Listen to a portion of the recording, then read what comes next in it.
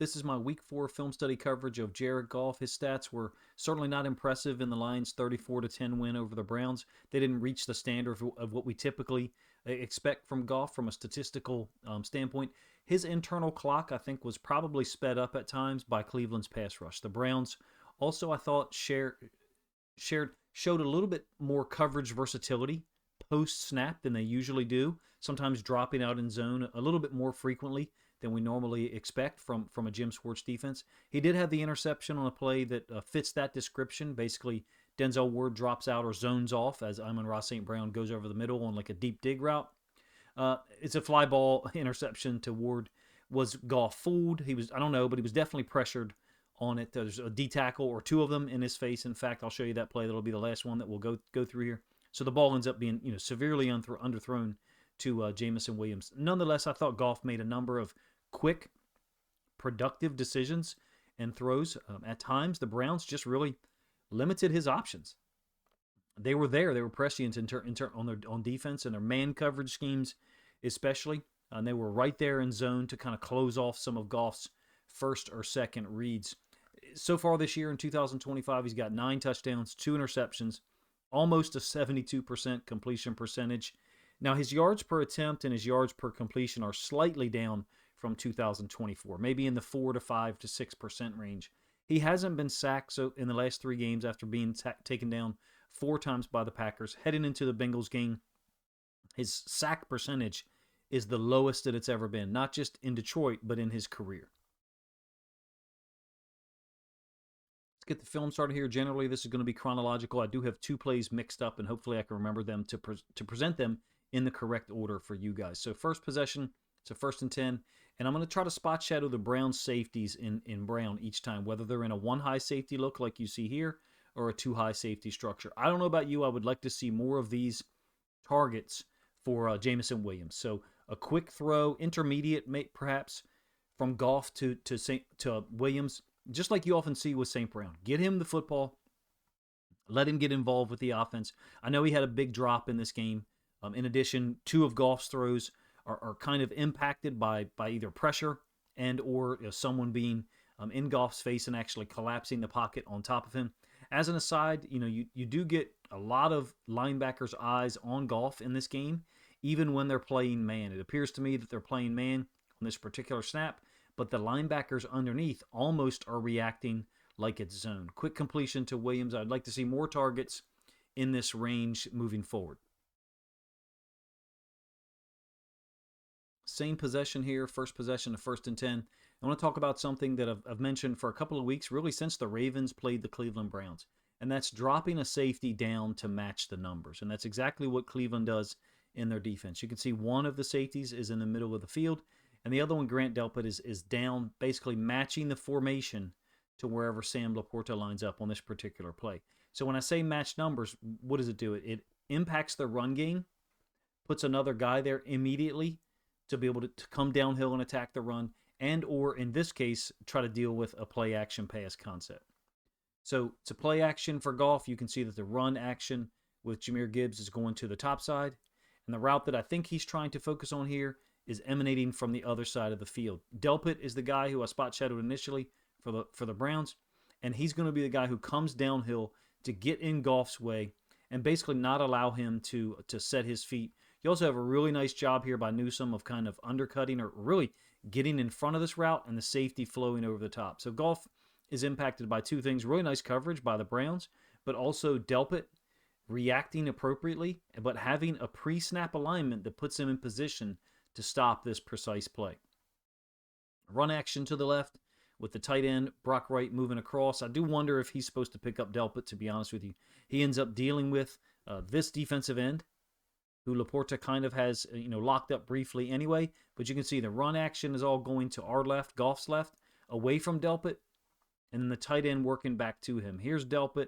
I wonder if it would be better served for Brock Wright to step all the way around to Delpit, and that would really give, possibly I should say, give Goff the opportunity to set his feet once he moves out to the right. So he feels or senses some pressure from his left, and sure enough, it's Myles Garrett, who was a real force, especially early in the game. In my opinion, I think Brock Wright is wrong here He should have looped all the way around for Delpit. Garrett and Delpit are both there to really cause problems. That dropping down of the safety action, it's again something that I have talked about since the Browns played the Ravens, and it just really matches up numbers in the run game. It's not the only solution, and it's not foolproof. It's not going to work all the time. But in this matchup, I thought dropping the safety down, usually to the boundary, oftentimes created or negated, the numbers advantage that the Lions offense oftentimes holds into the short side of the field.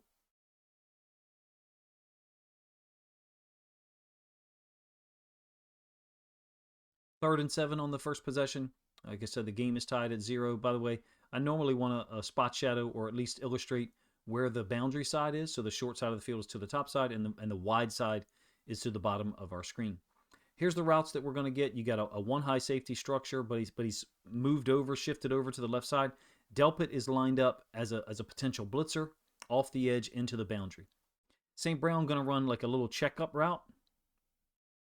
And then this is Jameson Williams over the top. His route is almost bringing him into the same area where Laporta is. But let's pull this back just for a moment, and you can see that's absolutely where Goff is looking, to the side where Williams, St. Brown, and Laporta lined up. Really kind of gives a Tampa 2 flavor with this Mike linebacker running the pipe in between the hashes here, and then the safety being a high safety, potential half-field defender up here to the side, to the top side. I'm not sure whether it actually is or they would refer to it as a Tampa 2, but this corner, Denzel Ward, is certainly sitting in the flats, and you can see the safety over the top, really kind of bracketing, if you will, from a high-low standpoint, the routes or the side of the field where Goff was looking. So he's going to have to step up a little bit in the pocket, hit Jahmyr Gibbs for a short gain that results in a punt.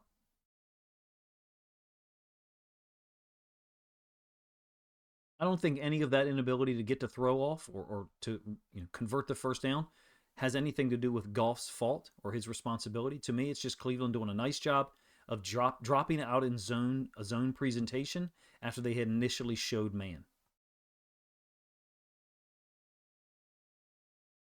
I believe I have the order of the plays wrong here, so we'll skip forward and then come back. This is a 2nd and 10 on the second possession, of course, after Cleveland goes down and takes a 7-0 lead.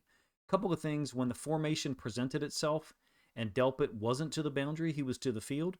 What Cleveland did instead of having the safety drop down to the boundary was take one of their inside linebackers, in this case I think it's Devin Bush, and line him up directly over the tight end with the D end outside of his teammates' alignment. Like I said, it's a 2nd and 10, a Z under to Laporta out of 12 personnel.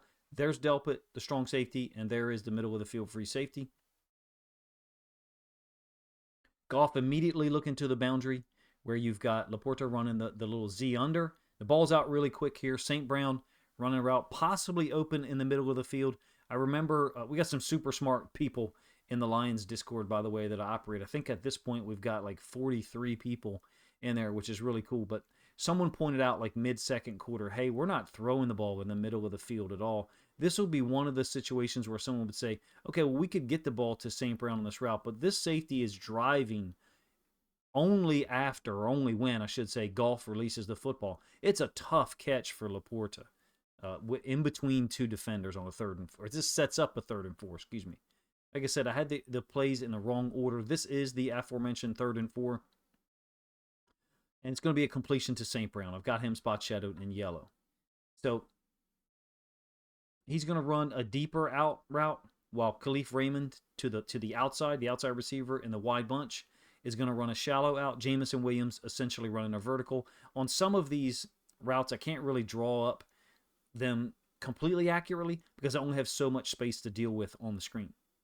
It's a 4-man rush by the Browns, and you can see that Goff is definitely reading to the downside of our screen, the right side of the offense. He's going to be moved off of his spot a little bit. This is the route that he's going to take advantage of. St. Brown over the top of Denzel Ward, the corner, who was dealing with the shallow out by Khalif Raymond. It's a great throw by Goff, and just shows, that he can throw on the run. In this case, he's moving to his right. I believe that's Myles Garrett chasing him from behind. It's a big moment on the second possession, so Detroit can first of all retain possession of the ball. Second of all, go down and score to tie the game. We'll move forward a little bit here. This is the third possession after Detroit has already tied the game. Again, it's going to be a target of St. Brown. Under center, 12 personnel. One of my favorite formations. I've talked about it a lot. We have 2 tight ends on the field, one in the slot to the left, one in the slot to the right. Goff under center with the running back on the midline. One high safety structure for Cleveland, and Goff is immediately picking up St. Brown. Conceptually, very similar route to what we just saw, the completion over top of Denzel Ward in a zone relationship. It looks to me like you've got cover 3. This is a zone turn by this corner, a zone turn by this corner. Those lines don't illustrate the path that they're moving on. It just illustrates that their eyes, their chest, and their face mask is looking in towards the middle of the field or the quarterback, not to the boundary. Their back, their butt is pointed towards the sideline. That's what's known as a zone turn. Quick release from Goff to the outside for St. Brown. Clean, crisp, in time. Those guys, it's borderline unfair to watch them operate at times. It seems like, to me, Goff and St. Brown could, if they wanted to, could turn the volume up at any time they wanted and get him a 12 or 14 catch game. Still in that third possession, it's a 3rd and 11, and they're going to have to settle for a field goal here. Raymond goes in motion multiple times. I do think it's interesting that you've got St. Brown down here running up a potential underneath route against a one high safety structure. There's the safety. And they really seem to be making a concerted effort to get Raymond the football. As he goes in motion, you'll see Delpit go with him both times. And then Raymond basically runs a speed out. Goff immediately looking to him. Watch the challenge by Delpit. I'm not a huge fan of Delpit, I'll be honest with you. As a Ravens fan and a Ravens content creator, the guy talks a whole lot, but this is, I think, indicative of the margin for error that was sometimes there in this game. Delpit is all over Khalif Raymond, and it's a completion, of course, from Goff to Raymond. It's a great catch. I'm not going to show you the end zone angle, but it's a great catch. Nonetheless, the Lions, there's no yards per catch, yards after the catch opportunity, because Cleveland's defense is there to challenge immediately at the catch or even before it. That's one of the elements of the game that we talked about a lot in the Lions Discord before this game, and that's Cleveland's defense, their D-line, but overall their global defensive effectiveness. I'm not saying that they become a poor defense in the third and fourth quarter, but the first quarter and a half, they're extremely dominant. And you've got to keep them on the field as much as you can, try to wear them out, force Myles Garrett to exert as much effort as possible over a 4, 5, 6 play stretch, such that later in the game, that vehicle doesn't have as much gas in it to go full speed. Still in the second quarter here, the Lions lead 10-7, and this is going to be an attempted deep shot to Jamison Williams at the bottom side of the screen. Vertical concept with St. Brown going in motion and then across the field in a deep over or an over concept. The 2 high safety structure for the Browns is presented in these 2 spot setters here. Goff immediately, if you ask me, is scanning middle to middle left. So to me, the read or the potential for the targets here is Williams and then St. Brown, or probably more so accurately stated, St. Brown and then Williams. The safety follows across with St. Brown. It's Delpit. And then Goff fires over the top of this safety. And the one-on-one for Williams outside with Greg Newsome, the ball is really off target. Goff had the offensive line kind of walked back into him. Really made it difficult to step into his throw. You can kind of see Williams there on the right-hand side of the screen. I believe the pressure is going to come from this side, the DN D-tackle combination. You can see Myles Garrett kind of long arm framing Taylor Decker. And then as Goff goes to throw the football, number one, he's got the D-tackle reaching out. So dealing with his front side, his chest, his arm, trying to get the ball through. And then Myles Garrett has collapsed the pocket in on top of Goff. Really had a huge impact on this throw, if you ask me. So it's imperative sometimes, I think, to see the all-22 angle, but not trust your eyes immediately, because sometimes things are impacted, especially from a quarterback perspective, and you see it more clearly from the end zone angle than you do from the all-22. Fifth possession, still in the second quarter. Detroit's up 10-7, and it's a 2 high safety structure once again. I think you've got St. Brown here running a deeper in cut.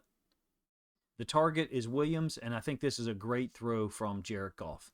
So He's set up and got a moment's rest, or a moment's freedom, I should say, to put his foot in the ground and then get rid of the football. And watch where Williams is when he delivers this. Goff. This is a perfectly thrown ball. It's really unfortunate, obviously, that Jameson Williams is unable to come up with it. Puts it in a great spot outside of the corner, close to the sideline. It's a really spectacular throw when you take in light of the fact that Goff is releasing it right now. And you can see Williams isn't even. He's still short of the corner. So the trust factor here from Goff to Williams, perhaps is pre-planned, but I think it's a great throw. Unfortunately, Jameson Williams unable to come up with it. Potential big play, clearly a missed opportunity.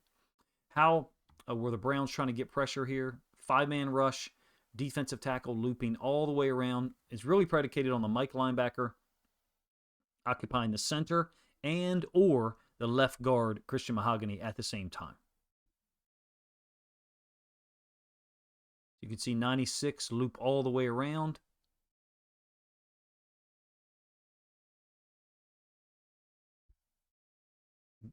Unable to get anything done here off the left side. Garrett is over here on the right side against Penei Sewell.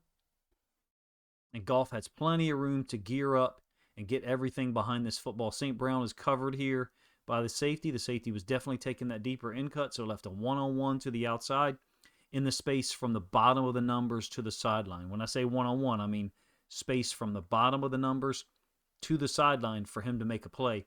Goff really dropped it in the bucket perfectly, if you ask me. I think we're on to the 6th possession after they were forced to punt there.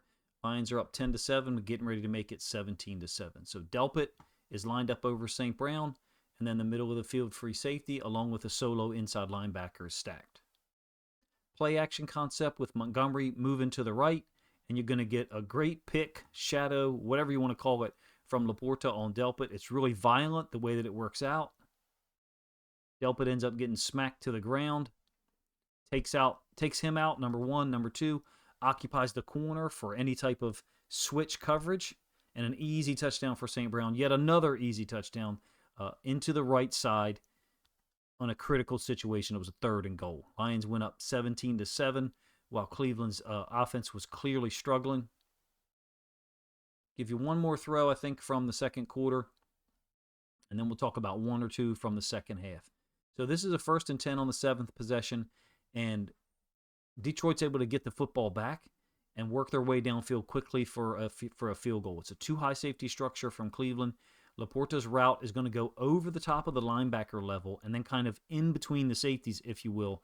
Quick recognition by Goff. I think he knows where he's going with the football right now. And another example, like the Williams throw that I showed a couple of plays ago, the one that Jameson Williams dropped.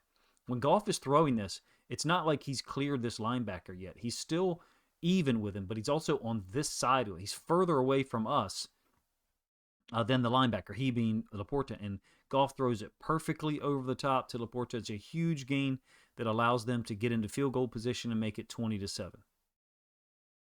I thought that was critical in the context of the game, watching it at the time, because Cleveland got the ball first to open the 3rd quarter. We know they didn't do anything with it. This is now into the 3rd quarter, and it's a 1st and 20. This will be the last throw that I show you. It's unfortunate to have to present this one because I think Goff, despite a lot of pressure, he wasn't pressured because the offensive line did a great job, but Cleveland has the ability to kind of collapse the pocket at times and make you move off your spot, even if it's not technically considered a pressure. This is Jameson Williams to the top side.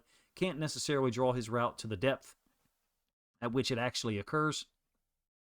It's an 11 personnel play action, and you can see, number one, Goff has got his feet set. Definitely reading the middle of the field, very similar to the route combination I talked about earlier, where he targeted Jameson Williams on the left sideline, the bottom side of our screen, and Williams dropped it. Free safety is jumping or taking over this over route, deep over concept by St. Brown. And then Ward's going to fall off. So Ward does not go with St. Brown. And you have to keep in mind, Goff is throwing the football right now. So he thinks that Ward is staying with this, number one. Number two, and you will get the end zone angle so you can see it, Goff really can't get into this throw.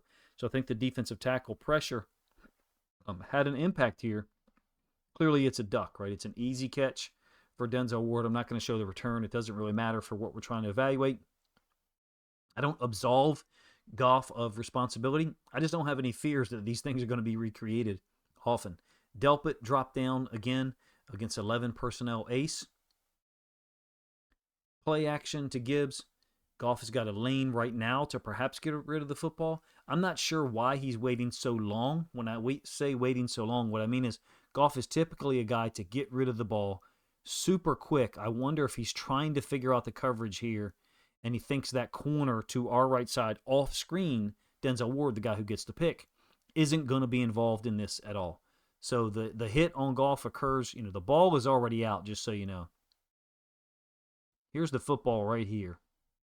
And there's some pressure in Goff's face such that, really, he just can't step into the throw. I'm not saying that it should be a penalty. My point is, it's a bad throw by Goff, right? You would like, the ball's got to be out on this path, out in front of Jameson Williams. I think it's just an illustration. It'll be the final point that I make. My apologies.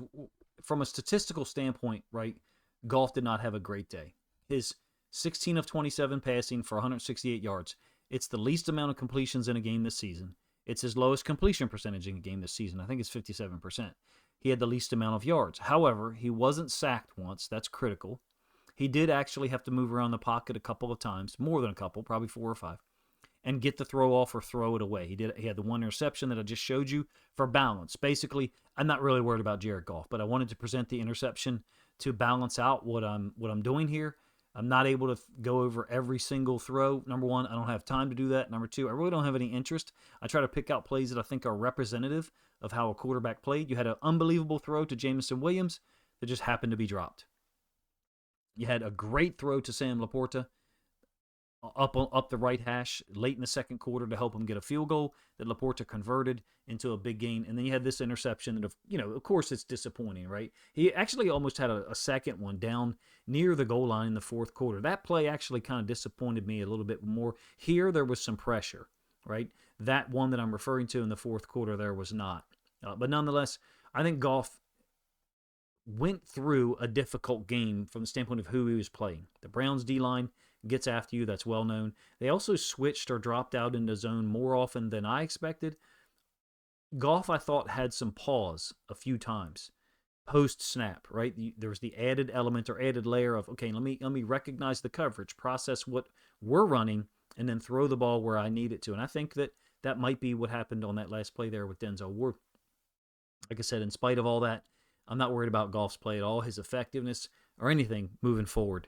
Absent some team getting incredible pressure on the pocket early and often, and then also playing a high-level active zone defense on the back end, like the Packers did in Week 1, really not worried about Goff at all, in my opinion. You're more than welcome to let me know what your thoughts are on him. I didn't think he had a bad game. I just think that the team he was playing suppressed his numbers because of the style he played and the intelligence with which Jim Schwartz and the guys on the field switched up their coverages between man and zone. Goff has been operating at a different level for 2 or 3 seasons in Detroit, really dating back to 2022. In this video, I know I only focused on throws, but I have to mention a huge factor, a huge part of his game is his ability to get the offense in the right play. Basically his propensity for changing the play and getting the Lions in a look, a scheme, a concept, if you will, that ends up exploiting something he sees in the defense. In addition, he normally gets the pass pro set up along with the offensive lineman. So what percentage increase does that skill, that pre-snap skill, what percentage increase does that offer to this offense? I would say conservatively 6 to 8, somewhere in that range. In certain games, it's perhaps as much as 10%. But in any case, this is my film study look at Jared Goff from Week 4 against the Browns. The Bengals are a different defense. They don't have the same simplicity, the same presentation, consistent presentation pre-snap. But I thought Cleveland did a nice job of trying to mix up their looks more often than we're used to. In any case, I'll hopefully have a preview out for the Bengals game on Saturday morning. No film for my previews at this point. The workload is incredibly high for what I'm trying to do. There has to be a stop point, and somewhere around Friday is that point. I'll still watch the film of other games of the Bengals and try to compare it with the Lions, but my previews will generally be just me talking with my thoughts, very similar to what I presented or what I offered out there prior to the Ravens game against the Lions in Week 3. Appreciate you guys' time, man. If you enjoyed the video, please let me know in the comment section. If you're unaware, likes and comments really drive the engagement and help the videos, A, get pushed out to a larger audience, and B, generate more revenue for us as content creators. So please consider liking the video and commenting on it if you want to help me out in that way. And then finally, if you think other Lions fans would enjoy my thoughts on Jared Goff's play in Week 4, even though it's later in the week, my QB film studies are going to be out on Thursdays, whether it's Lamar Jackson, Jared Goff, or Sam Darnold at this point. But if you think other Lions fans would enjoy all of this, then please consider grabbing a link to this video, sharing it out on social media to help this content get more reach.